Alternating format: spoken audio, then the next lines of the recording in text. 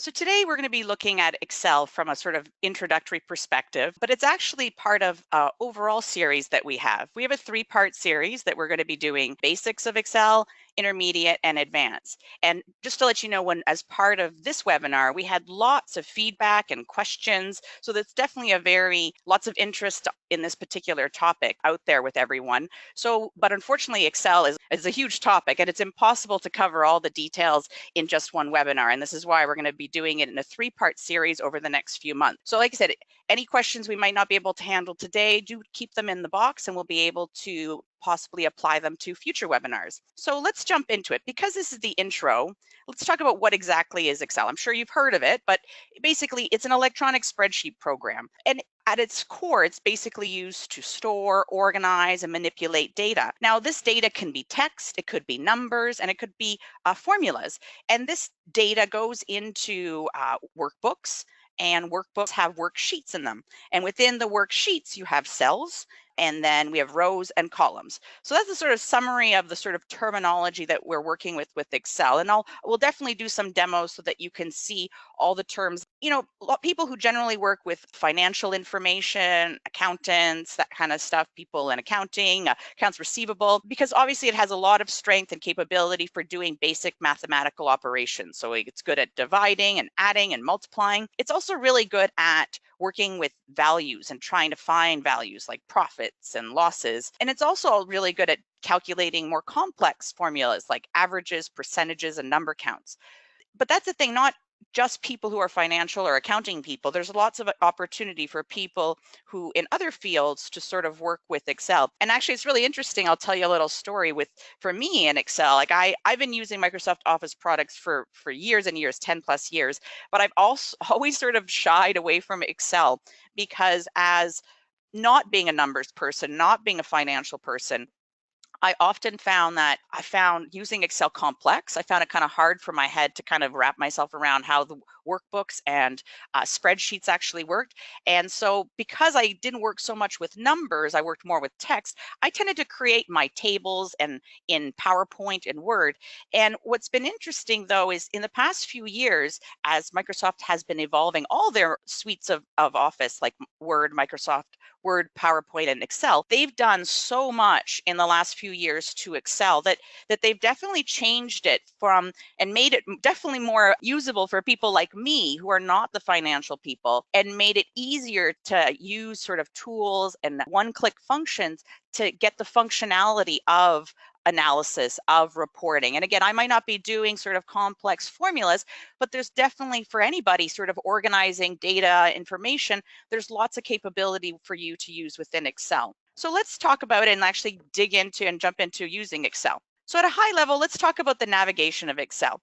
So like all other current, and just as a context here, I'm going to be using Excel 2016. And like I said, the reason for that is because it's the most recent one. It's one I have on my laptop, but it's also the one that I find Microsoft has definitely upped the game in terms of functionality for people who are not financial or numbers people. I find in previous, and we will be talking about a lot of some of the functionality that has existed over the last few versions. But like I said, this last iteration of the product definitely has made it, and you'll see as we jump to it, really easy click in terms of one-click solutions, and also made it very familiar from a navigation perspective across all their products. So as you see, if you work with Word or you work with PowerPoint, you'll see that very similar type of approach. You have tabs along the top, then you have each tab has a corresponding ribbon with a whole bunch of buttons and functionalities within that ribbon area. You also have a quick access drop-down menu that has functions that are more commonly used like print and save and that kind of stuff. But that quick access drop-down menu can be customized based on functions that you may use on a more regular basis. Now, what's a little different about Excel is you also have now underneath the ribbon, you have this area called the formula bar. And this is a pretty important area to look at as we sort of start working with Excel, because this sort of tells you the background of what's going on in a particular area of your spreadsheet. So what you have here is you have it's called the name box or cell address. This tells you where your cursor is actually looking on the spreadsheet, or we'll call it the worksheet. And it also has here a formula bar, and it will tell you based on what cell you are actually activated, what data is in that particular cell. And as I mentioned, this is the whole document that you save is called a workbook. And within a workbook, you can have many worksheets. So when you create a new workbook, it generally just defaults and will give you one new worksheet, but you can easily add the plus button and add additional worksheets. And like I said, there's a whole level of complexity in future editions that, and as you get in more into the intermediate and advanced uses of Excel, that you can link these worksheets together, you can populate data across these worksheets, you can pull data from one worksheet into another, lots of functionality there. And then we're going to talk about adding data. So there's many different ways that we can add data into Excel. We can actually type data in, typical just using your keyboard. We can copy and paste data from other locations, other workbooks or worksheets, from a table in Word or other documents. And you can also import it from other sources. And what you see here is a bit of a screenshot of some of the options that are available. You can pull data from other files and other workbooks. If you have your Excel connected to particular databases in the back end, you can pull data from there. Potentially, you might have some online or cloud services that Excel can be connected to. So there's lots of opportunity here. Again, this is more when we're dealing with large data sources potentially. You might have like customer lists potentially in a database, and you might have to pull all of that into Excel. Obviously, you want to do that and not actually type out all your customer addresses and that kind of stuff. So let's actually jump into Excel, and I'll show you a little bit of a walkthrough of the navigation like I just mentioned, and we'll talk a little bit about adding the data. So I'm just going to pull up my basic getting started. So as I mentioned here, there's the two worksheets, and I'm going to just add a new one to get started. I'm going to just move my little area here for my webinar out of the way. Okay, so as I mentioned, this was our quick access drop-down menu, and the toolbar here has options for saving, opening, printing. But like I said, this can be all customized under more commands. And again, this is very similar to what you would see in Word, PowerPoint, and any other 2016 Office product. At the top, we have our tabs. So this one takes us to the back under File, but we have our tabs. And if I click on each of the tabs, you'll see the ribbons down below. And each of these ribbon areas have a bunch of corresponding buttons or tools or abilities, depending on which tab that you're actually clicking on. And as I mentioned here, this is your sort of cell name of your cell. So this tells me where my cursor is. So the way Excel is sort of set up is you have columns along the top, it's letters, and you have rows along the side, which are numbers. And then as you see, if I put my cursor in any of the locations, you'll see that the name of the cell is listed up here in the top corner. And if I was to add information to this particular cell, so say I'm going to put sales numbers, you will see that now when I go to this, it's A3 is the cell, and the data in this particular cell is sales numbers. So as I mentioned, the information in cells could be words, it could also be numbers. So I'm going to just put up here January 2018, and then I'm going to put my sales number of 20. So as I mentioned, it could be numbers, and you'll see here B3 is 20. We'll see here A3 is letters, and up here we have a date, and see that it's formatted for a particular type of date. And because Excel recognizes as soon as I typed in January 2018, it said, oh, that's a date, and it formatted it a certain way. And we'll show you a little later that there's ways that you can go in and customize all your cells for your data so that you don't have to sit here and that you can actually just type in January or February, any of the months in a particular way, any way you want, and it will always format exactly the same way so that your data across your worksheet is always consistent. So I'm going to apologize in advance. I keep calling it spreadsheets because it's always been spreadsheets to me, but they are worksheets.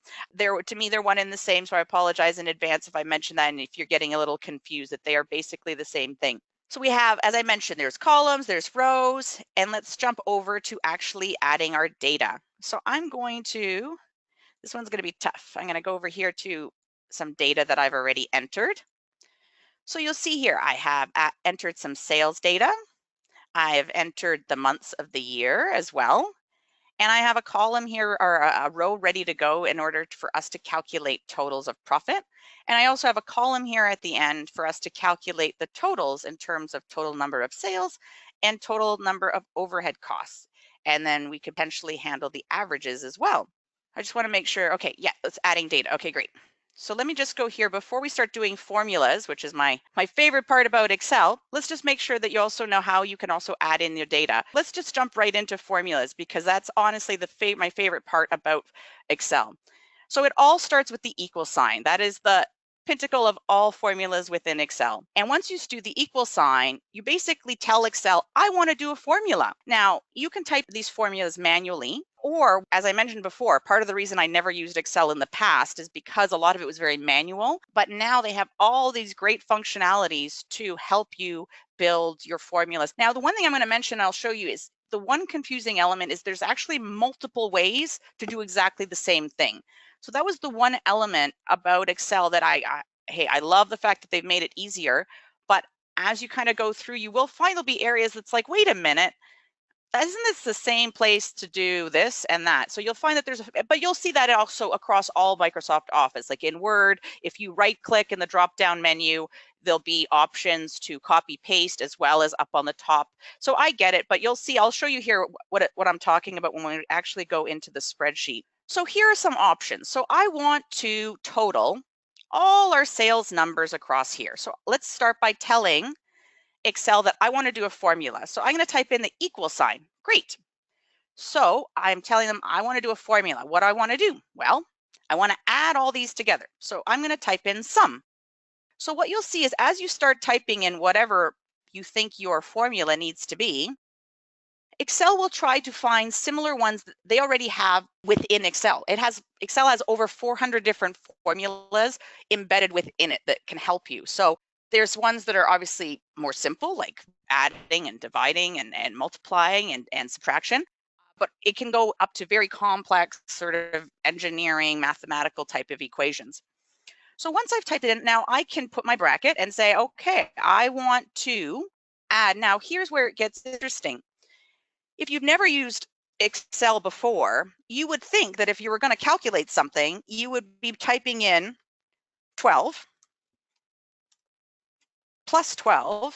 So basically, I'm typing in these rows and I'm going to add them all together, which is good in theory, and that should give you a total. But the problem with that is that if you ever change any of these numbers, then this will not change because it's the actual data. So you see, if I actually click in it and I go up here to the formula bar, I know that even though it's totaled it to 24, the actual formula of the data in this cell is 12 plus 12. Now, so that's the problem if you actually do it manual. This is why using formulas with cell calculations. So you're telling Excel, do this calculation with the cell. Don't worry about the actual data in the cell, just do the calculation, the formula with the cell. And that gives you the flexibility to change the data and hence you not have to change the formula every single time. So let me show you how that works.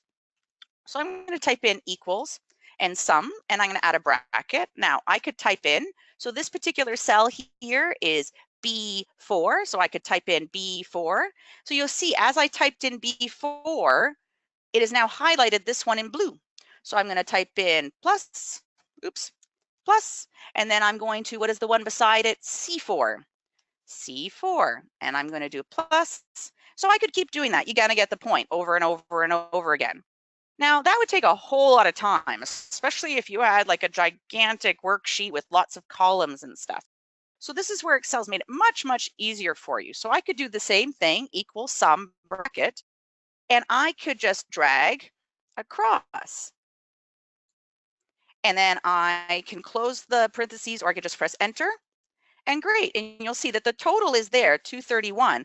But when I put my cursor on it, on the cell, you'll see that the actual formula is sum B4 all the way to M4, and that's your total there. Pretty cool. Now, what I was saying about the fact that there's multiple ways to do this and where it gets a little bit confusing is sums, averages, there's certain formulas are the most used across all spreadsheets. And obviously Microsoft has done lots of studies to figure out what are the most commonly used functions. So because they recognize this, they've put some of these functions sort of in a one-click type of approach.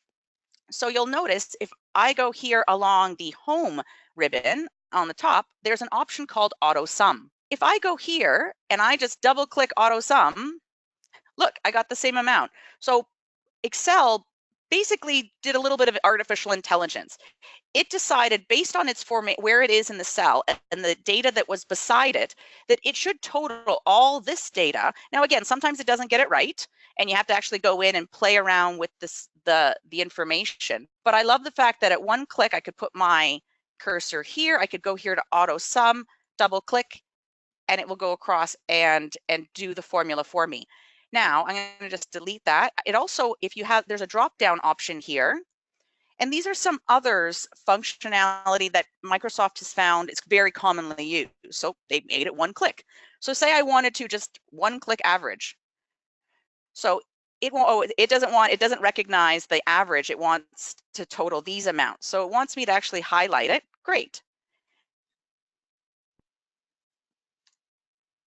So now it gave me, so that's where sometimes it's intelligent, but sometimes you have to give Excel a little bit of help because it doesn't recognize the numbers. But really by one or two clicks, I was able to kind of get now it's totaling all this information across all these columns to give me the average. Now say I wanted to do subtraction, something that's not in this auto sum. Oh, sorry, I did want to mention, just to show you that this also exists in another place. So this auto sum, if you go under here under formulas, oh look, auto sum, again, same thing. Oops, don't put that in there. So I think it's fascinating that it's literally in 3 different places. But again, I like the fact that, if you forget where it is in one place, you could easily find it in another location. And I also want to mention while we're here, in this particular tab of formulas, this is where you'll find, as I mentioned, the 400 plus formulas that Microsoft has added to Excel. So you'll see recently used. So if there's things that you commonly use, they're great. They're easily one click. And then basically they have them sort of divided based on functionality. You have text related ones, math and trigonometry, reference related ones, time and date sort of functionality. So lots of different formulas here as well. But again, like I was saying, the auto sum. Now the problem is we don't have subtraction. So we're going to have to actually do this formula on our own.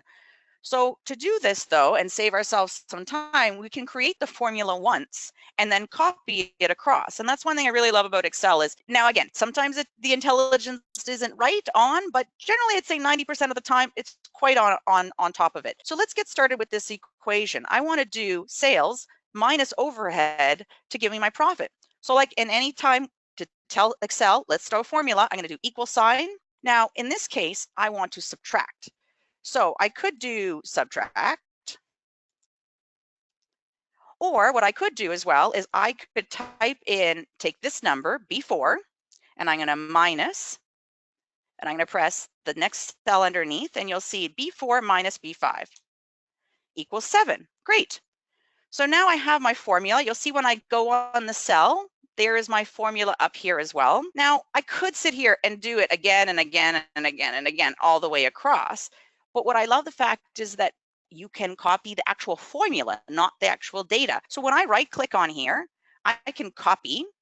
And if I go over here, I can choose to paste the value or I can paste the formula. Super cool.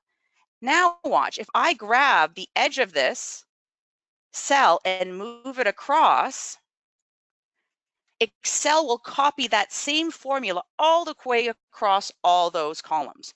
Super cool from a time-saving perspective for sure. So those are just some of and that applies both with columns and rows, the ability to sort of drag and drop formulas all the way across. Now, again, I can't go here because here we're actually talking about total. So we need to work on a different type of equation for this part of the worksheet. All right, so let's jump back into the presentation here.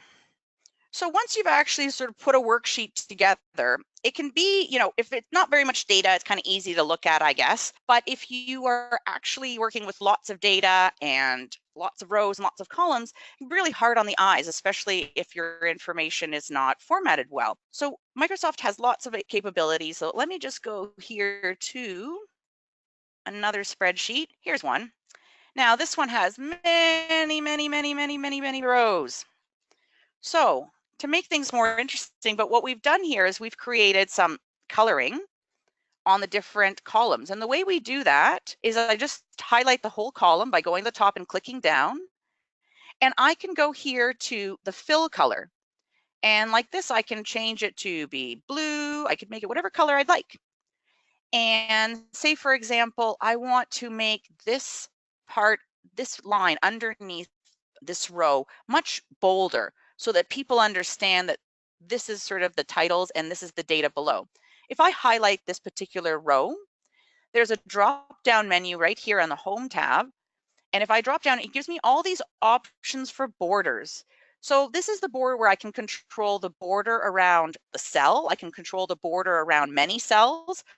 I can control the border around a piece of information. So that would be like an outside border. But in this case, what I want to do is I'm highlighting the row I want, and I'm going here to thick bottom border. So I'm going to click on that, and you'll see that it's added this darker line. Now I could do that again anywhere else in the information. Here, let's grab some other data here so that you could see how this looks like when you're actually formatting a spreadsheet to look better.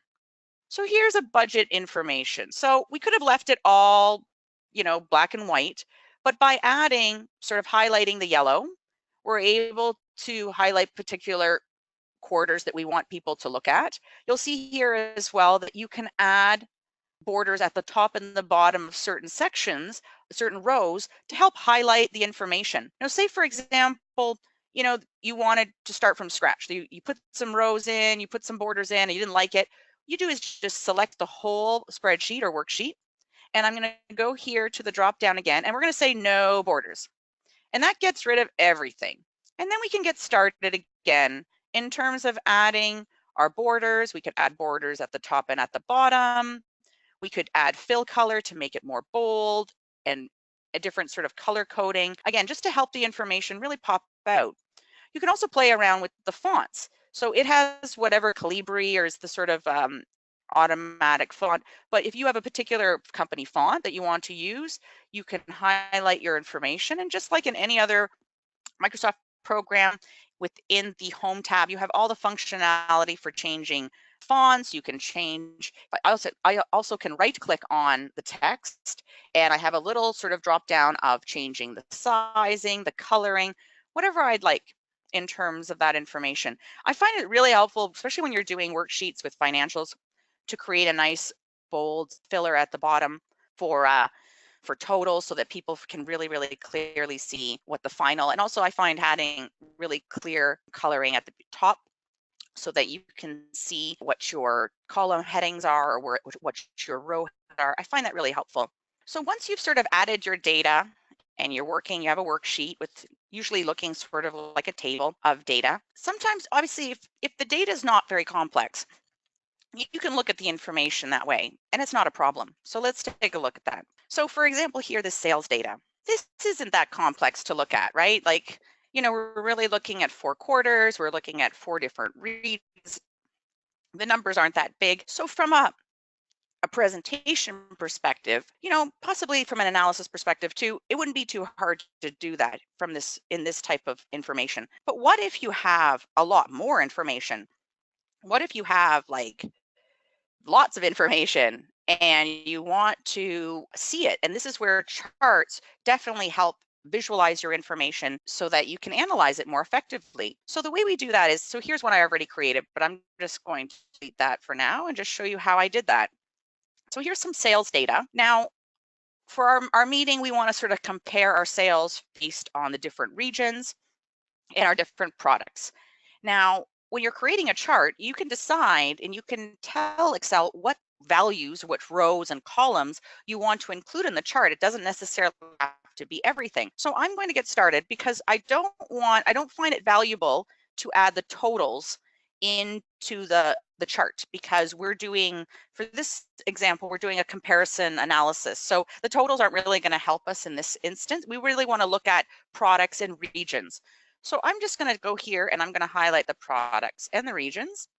And then I'm going to go along the top to insert. And then we have the option here of all these charts. There's a whole sort of area. Now, a great addition to, again, 2016 is, in the past, this always existed. You could always go in here and pick a chart, and there's different drop-down menus. There's bar chart, column charts, bar charts, pie charts, whatever you'd like. But feature with 2016 is now PowerPoint has, or Excel has, this recommended charts.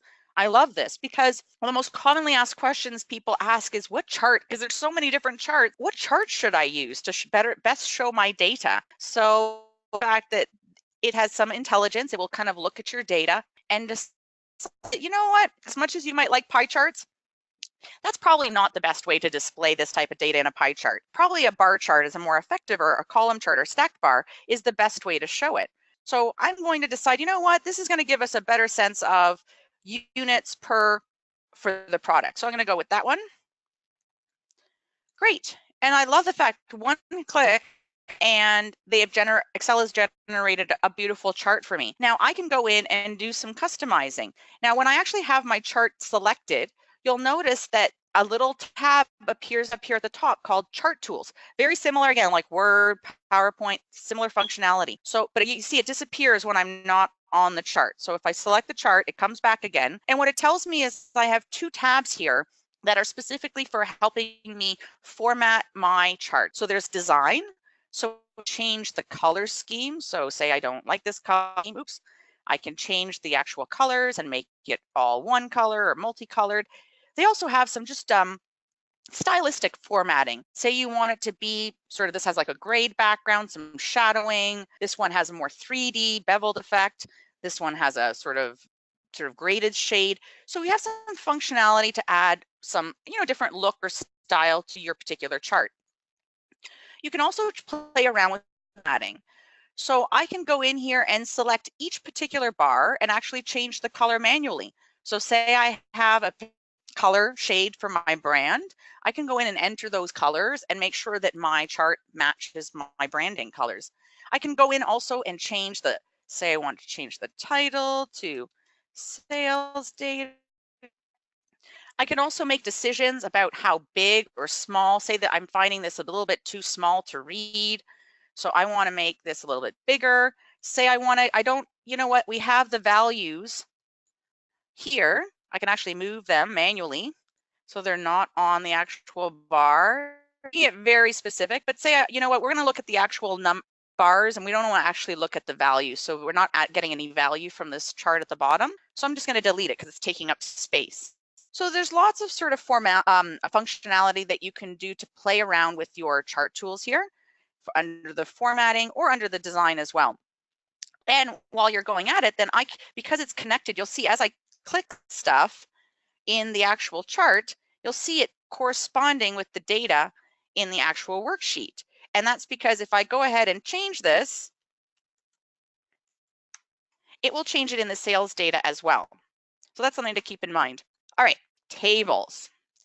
Now, this is an aspect of Excel that I think a lot of people don't really recognize because they're used to doing tables in PowerPoint and Word, and then sometimes people, they perceive their worksheet as a table, but it's actually not. Until you actually click on the button saying, make this a table, Excel does not know, funny enough, even though it looks like a table, that this is a table that should be functioning as a table. And because it doesn't know, it doesn't offer up all the tools and functionalities that it happens to have to help you format your tables. So let's jump into some information here. Let's find. All right. So you see here, lots and lots of data, but it's literally just data in a worksheet. It's not actually a table. So if I want to make this a table and tell Excel, hey, I want you to recognize this as a table and hence give me all the tools that are available, I'm going to select all the data and I'm going to go here to insert and I'm going to select table. And because I've selected all of it, it's going to ask you, where do you want your data for your table? Yep, this is it. Yep, it's just going to say that it's very big. Yes, I know that. Because what it's trying to do is it's trying to create, it's big data. It's trying to create my table beside my information. Let's just go back to here for a second. I'll just talk a little bit more about some of the table tools while that loads itself up. Once you've actually selected it as a table, just similar to chart tools, similar to Word, similar to PowerPoint, when you actually select it, you have these a little tab that comes up above the tab ribbon that says Table Tools.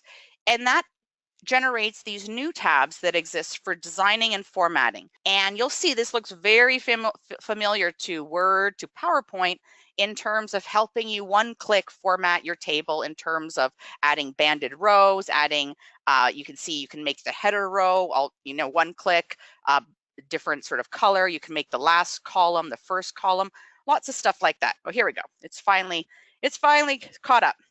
So I wanted to move that over. Let's just undo that for a second and hop over here. Thank you. All right.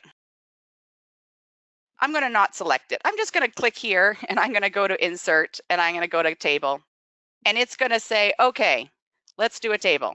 Oh, it's just doing a tabletop. Okay. All the data here. I need something a bit smaller. Sorry, guys. Let's go here. Table, insert. Yes. Thank you. Hallelujah. So now you see here, it automatically, because it recognized it as a table, made some decisions for you. It decided, okay, I'm going to do some formatting, but you can go and change that. You can change the colors. You can even put a whole new style. Maybe you don't like these colors. Maybe you want your own colors. You can go in and do that. I love the fact that at one click, it can kind of go in and you can decide, I want the first column to be bolded so it's easier to see. I love the fact that it's, and one click I can kind of make some decisions on how the information looks and feels. And especially then if you're copying and pasting this into like another presentation like PowerPoint, I love the fact you can do all that formatting here without having to do that formatting again in another program and application. So let's talk a little bit about viewing worksheets, because again, when you're dealing with a small amount of information, not a big deal. When you're dealing with lots of information, it can get a little bit unruly trying to work and manage around all these different rows and columns. So within the view tab of Excel, there's some great functionality to help you sort of look at your information.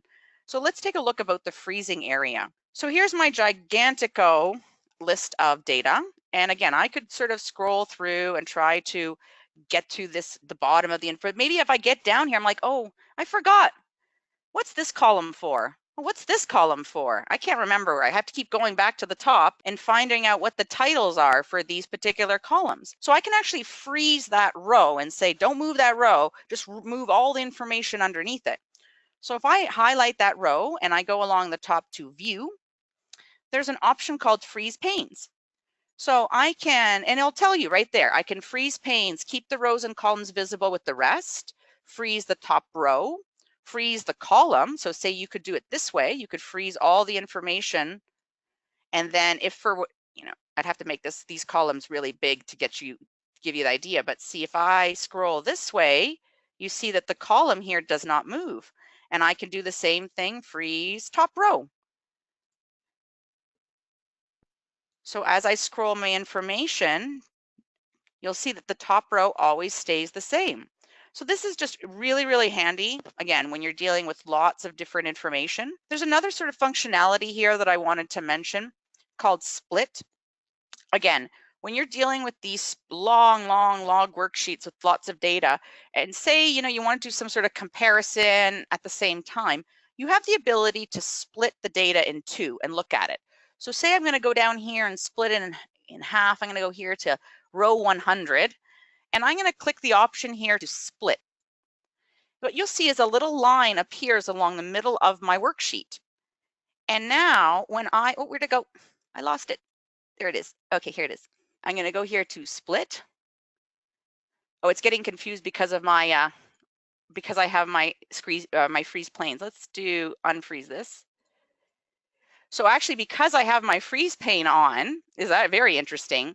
It wants to do both of it at the same time, but you'll see I can scroll through this information here independently of this information. So this is super handy. Like say, you were looking for different records and you wanted to find and compare different records. Again, I've seen some people have literally one spreadsheet, worksheet open, jumping to another worksheet, back and forth, when really you can have all the same data in one place.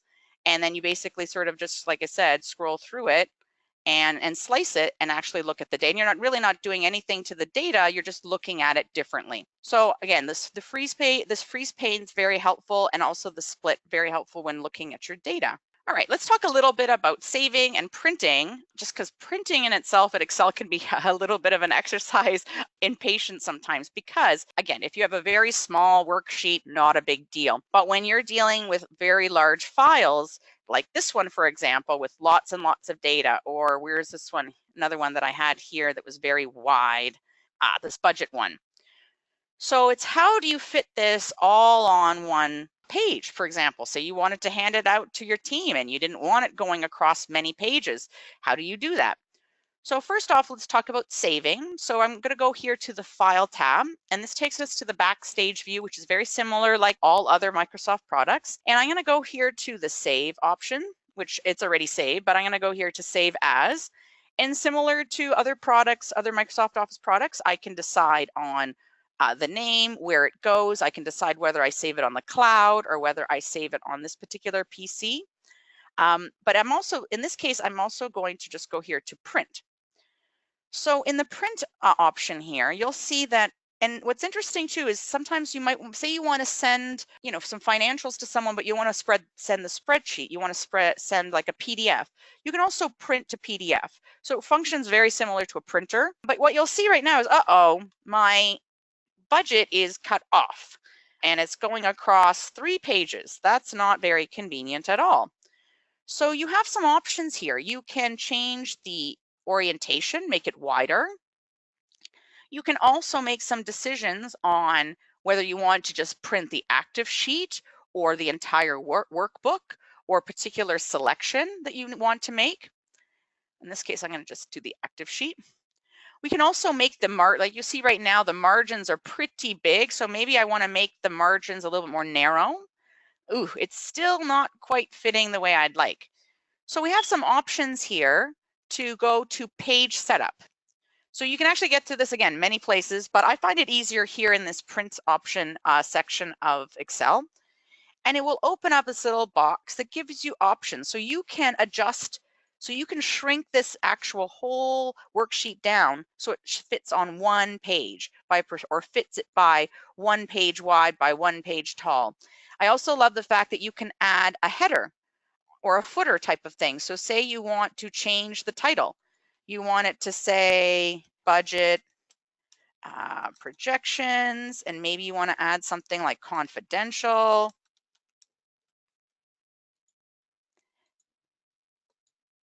I love the fact that so now it's shrunk down my whole little budget sheet onto one page, and it's added in my header and my footer. So I don't have to go and do anything else anywhere else. It's all done here. And then I can either, again, print it to my printer or print it PDF, which will basically make it into a PDF file that I can then send either with a watermark or with some sort of password protect. And we're going to get a little bit into the security part of how you can do that as well with Excel. So sharing and security. So there's 2 different aspects in terms of your security and passwords within Excel. You have the ability to share the workbook with other people and put passwords on it. So if that's the case, that would mean that if, say you were saving it in a network drive somewhere with other people, you can add a password to open it. So that's an overall security. So say you just want control over who opens your entire workbook. This is how you would do it in the save option. What I also really love about Excel is the ability to control security around actual cells or worksheets. And there's two ways to kind of look at it, which is kind of interesting, and just think about sort of the applications that how this could apply. So let's look at employees. So here we're looking at some employee data. We have salaries, that's kind of confidential. Now you'll see though, when I highlight new salary, this actually has a whole calculation in here. Now, say I wanted to share this spreadsheet with a coworker and I want them to make some changes, but I don't want them to make any changes to this particular equation, because if they do, it'll just mess up this entire workbook. So I can actually lock down content, or I can lock down structure. So there's two ways. So what I'm going to do is I'm going to go along the top. All right, so under review, we have the option to protect the sheet and protect the workbook. So the worksheet is, so say for example, I want to make sure that no one changes people's salaries, like go into your friend's salaries and make some changes. So I can go here to this particular column, select the whole thing and click protect sheet. And I can add a password here. And what that will do is that will protect the whole sheet, but I can make some decisions. So I can say, whatever, I'm just going to PW so I don't forget. Don't forget your password. Very hard to get it back. Note to self. Okay, so PW is my password so I don't forget. You're basically protecting the whole sheet, meaning they can look at it, but they can't change anything. But then from there you can make some tweaks and say, okay, you can select lock cells. Maybe you don't want them. Maybe you want them to select unlock cells. Maybe you want them the ability to insert information. Maybe you want them to be able to edit content. So you might want to have some decisions of what you want to allow people to do and not do. So like I said, the sheet is more like locking down the content, like you don't want people to actually change the information, versus protecting the workbook. Now, protecting, even if you highlight it, you'll see, oops, keep others from making structural changes to your workbook, such as moving, deleting, or adding sheets. So here's how this could work. Say, for example, I wanted to share this spreadsheet with my coworkers, and we wanted to talk about hiring dates, we want to talk about years, but I didn't want people to see people's salaries. So what I want to do is I'm going to hide this column. So I'm going to right click on the column and go to hide. And I also don't want my coworkers to see everybody's new salaries. So I'm going to hide that one. Now what I'm going to do is I'm going to protect workbook, and I'm going to put a password. So now what happens is, say, because I've hidden these particular columns, they're hidden, I can click, I can look at the data, but say I'm like, hey, I know there's supposed to be a column here on salaries. I want to unhide it, but I can't because it's been password protected. So that's the sort of way that you kind of can get away with, say you had a great example, a friend of mine uses this all the time, is you spend all this time creating really complex formulas that goes to other sheets and other places, and you definitely don't want people to mess around with that. So what they do is they actually create those in certain columns and lock that all down and protect the workbook, and then people can't actually unhide that. You can also do it with the actual full worksheets. So say, for example, I had here under my employee data, I wanted to share this whole workbook with people, but I don't want them to see this particular tab. I could hide this tab. Right now, again, I'm locked out. I got to undo this. There we go. So now I have access to do this kind of stuff. So I can actually hide this particular whole workbook or worksheet, and again, then protect the workbook, PW. And by doing that, then the next person coming around might want to unhide, and you'll see everything is basically locked down. I can look at the data, but I can't actually go into those hidden areas. So again, this is a really handy feature. I find when you're working and sharing your spreadsheet or worksheets with other people, and especially when the data per se is not confidential, but you don't want people mucking around with your data. Super handy. Oh, and let's talk a little bit about sharing before we get into some of the features of 2018, or 2016. So we have this option here in the top right to share. And before you can share, you must put it up in the cloud. And once you put it up in the cloud, you basically can, once you've have it all up in the cloud, you can invite people and add their email addresses, and you can share it with them. You can add a message. You can limit, if they can see stuff, that they can view stuff, that kind of stuff. So very handy in terms of sharing information. Say you want to share a spreadsheet, but when you're in that case, you're sharing all of it. And that would be the case where you'd want to share it with someone, but then put in some protections if you want to limit what they can see or what they can access or change. So something to keep in mind. All right, so before we finish off, covered lots of information. I just want to jump into a few other features that Excel 2016 has that we don't have time to go deeply into today, but I do want to mention just because they're super cool. Quick analysis tool. This has existed in previous versions, but they've definitely kind of upped the game in this most recent version. So I'm just going to quickly bring up just a spreadsheet of sorts. So basically they have exactly what it did, a quick analysis tool. Excel looks at your data. If you highlight a chunk of data, and this little new box will come up in the bottom corner called quick analysis. And when I click on it, it basically gives me options that I can do totaling.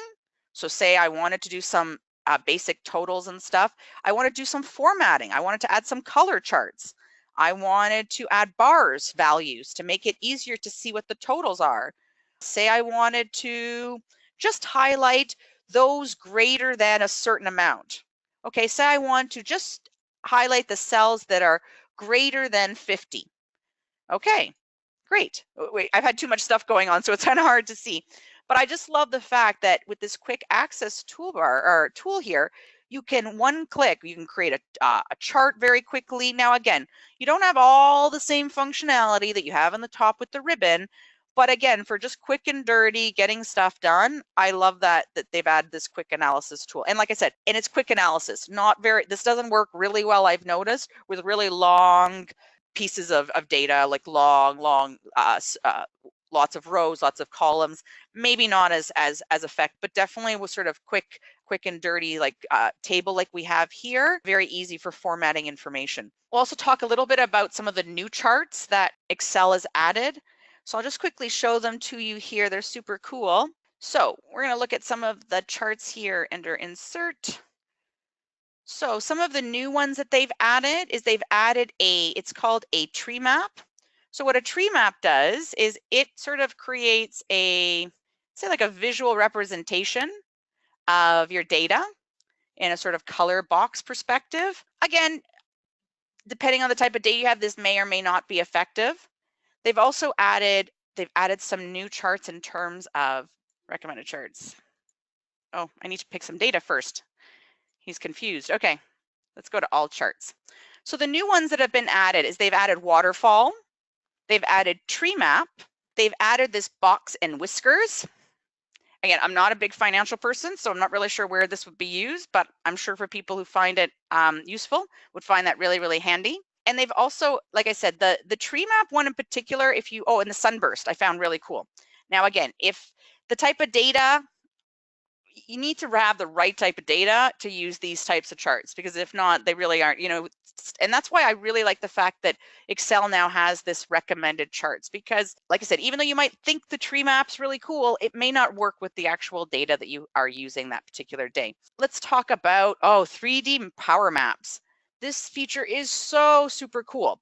I'll admit, complex, not the easiest to work with, but for applications where if you're in your business and you have latitude and longitude addresses and you want to strategically map your data, your sales, your customers, and you happen to have those locational data, the 3D power map feature is just like game changing in terms of that, like I said, being able to visualize your content on a map of the world, or you can even import your own maps and but again, I'll tell you right now, it's not the easiest to use. I'm not even I'll show you where it is. But like I said, you need to have the right kind of data in order for it's right here under Insert, under 3D map, and it will open up its own little box.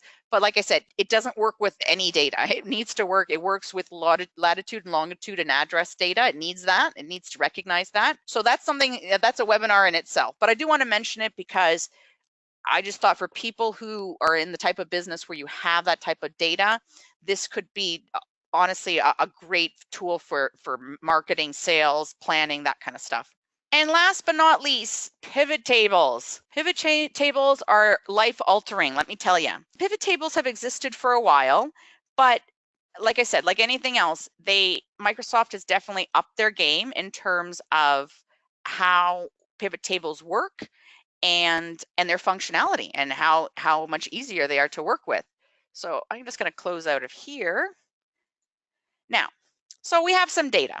So in a nutshell, I'll just read it here. Pivot tables, they take your data and they summarize it. Now you could do that like we did with our tables here. You know, we could go here and do grand totals. We can do totals there. We could do that kind of stuff. But, oh, actually, let's look at some more complex data. I think this would look better with this data. Here we go. Let's close out of that and erase that. All right. So here we have some pretty complex furniture sales data. And so this is a lot harder to analyze. So we've done summaries, we know items, we know totals, we know dates, we know regions, but this is a lot of information to kind of go through and try to figure out how did we do in our sales. So this is where pivot tables is like one click, basically reporting, and then I'll show you what you can do with it. So, and that's, again, I'm going to show you how the intelligence works. So I'm going to go up here under insert. So we have the option for pivot tables, and love it, 2016, now we have the option for recommended pivot tables. So let me just jump into pivot tables and then understand that now Microsoft Excel will actually help you pick the best format of pivot tables. But let's start from scratch. So we're going to ask for a range, and so I'm going to say, okay, all of that, give me all of it, pivot table. All of it. Okay, it doesn't want these. Okay, just give me these columns then. There we go. Perfect. So before you freak out, your data is still there. It's in another tab at the bottom. So when you create a pivot table, Excel automatically generates a new worksheet for you. We'll call it here, worksheet, and we'll call it pivot 2. And I'm going to just click here in this placeholder. So what we got here is Microsoft has gone through your data in that worksheet that we had and decided based on the columns, the rows, and has sort of sorted all the data. So we'll hear this is the data that's in that particular worksheet. So I can make some decisions on what I see. So say I want to look at regions, and I'm going to click on regions, and I want to look at date. Oh, but I don't want to, I just want to look at years. I don't want to look at quarters. I just want to look at years. And I want to look at cost. So you'll see just by doing those few clicks, I don't have to look at all my data. I can look at a summary of my data. And as I clicked on that, Microsoft made some decisions on where this data should show. So you'll see here we have columns, rows, and values. Now, what I love about pivot tables, and exactly its very name, pivot, is the ability to very quickly on the fly pivot or change how you look at the data. So say I don't, you know what, I don't want the years as a row, I want the years as a column. So you see in one click, now I'm able to see my regions and how many sales they've done per year. Oh, say I want to change that around. Okay, years comes back to row and regions become columns. Same thing. Very quick, easy drag and drop. Say I want to add more content and more information, more data. And I can, again, just decide where this data is. And what's awesome is the fact that it also collapses it down so that you can look at it summarized like it is right now, or expanded if you actually want to see the data. But in terms of so you see this little pivot area disappears, but when I click on the data, it appears again. At really a few clicks, I can customize a report and make some decisions on what data I'm looking at. Super cool. The possibilities with this are endless. And just so that you know though, so pivot tables are kind of like a beast in itself and very similar to all the rest. When you're activated in the pivot chart or pivot table view, you'll have the pivot tables tool along the top ribbon, and you'll see these additional features to analyze. So you have some features here to clear the data and move the data. And I also want to quickly mention though, pivot charts. So pivot charts are important because they are connected to the actual pivot table. So if I was to, so you see here, here's my table, here's my chart, and here's my table. If I change the data around and I add product or customer, you'll see that it's going to start adding that data to my particular table. See, it adds it here to my chart as well. As I play around with the data, it is connected to the chart. So that only happens here in Pivot View, just to let you know. This doesn't happen with insert with these regular charts. So regular charts and pivot charts do not play well together. So that's just something to keep in mind. Anywho, lots of capabilities with pivot charts. Like I said, we just literally touched the surface of what you could do with them. So we're going to take some questions, but I did want to let you know that thank you again for joining us. Hope you found this useful, and we'll be going in a little bit deeper for our next Excel training. Great. Well, I really hope that you guys found this webinar helpful, and I hope you'll join us for our next one.